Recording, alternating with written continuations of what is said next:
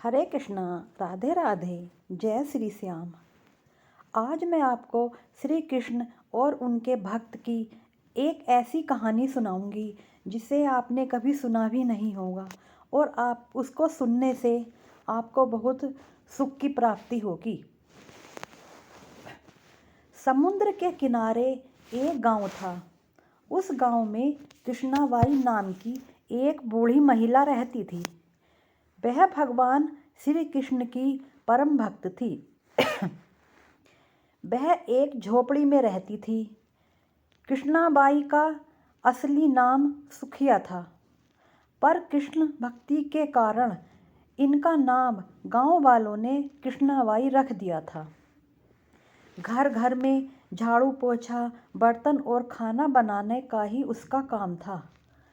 कृष्णाबाई रोज फूलों की माला बनाकर दोनों समय श्री कृष्ण को ही पहनाती थी और घंटों कान्हा से बात करती थी। गांव के लोग यही सोचते थे कि यह बुढ़िया पागल हो गई है।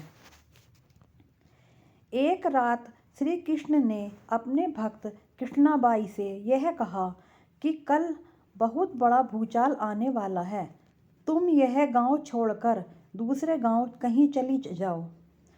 अब क्या था, मालिक का आदेश था। कृष्णाबाई ने अपना सारा सामान इकट्ठा करना शुरू कर दिया और गांव वालों को बताया कि कल सपने में कान्हा आए थे और कह रहे थे कि बहुत बड़ी प्रलय आने वाली है। गांव छोड़कर पास के किसी गांव में चले जाओ। अब लोग कहाँ उस बूढ़ी पागल की बात मानने वाले थे। जो सुनता वही जोर जोर से हंसने लगता। इतने में बाई ने एक बैलगाड़ी मंगाई और अपने कान्हा की मूर्ति ली और सामान की गठरी बांधकर गाड़ी में बैठ गई और लोग उसकी मूर्खता पर हंसने लगे। बाई जाने लगी। अपने गांव की सीमा पार कर अगले गांव में प्रवेश करने ही वाली थी कि उससे कृष्ण की आवाज़ आई, अरे पगली, जा अपनी झोपड़ी में से वह सुई ले आ जिससे तू माला बनाकर मुझे पहनाती है। यह सुनकर बुढ़िया बेचैन हो गई और तड़प गई कि मुझसे ये भारी भूल कैसे हो गई। अब मैं कान्हा की माला कैसे बनाऊंगी। उसने गाड़ी वाले को कहा झोपड़ी की तरफ ले जाने के लिए। गांव वाले उसके पागलपन को देखते हुए खूब मजाक उड़ाने लगे। माई ने झोपड़ी के तिनकों में फंसी हुई सुई को निकाला और फिर पागलों की तरह दौड़ते हुए गाड़ी के पास आई। गाड़ी वाली ने कहा कि माई, तू क्यों परेशान है, कुछ नहीं होना। माई ने कहा, अच्छा अब चल और जल्दी से अपने गांव की सीमा पार कर। गाड़ी वाले ने ठीक ऐसा ही किया।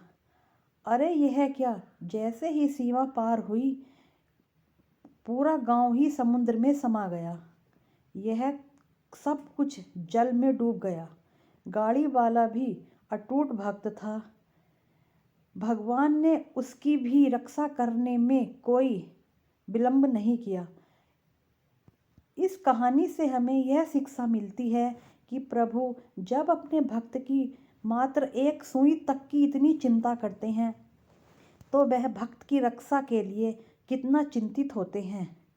जब तक उस भक्त की एक सुई उस गांव में थी पूरा गांव बचा रहा और जैसे ही बूढ़ी महिला अपनी सुई लेकर गांव की सीमा से पार हुई, सारा गांव जलमग्न हो गया। अगर आपको कहानी अच्छी लगी हो तो लाइक व सब्सक्राइब ज़रूर करना।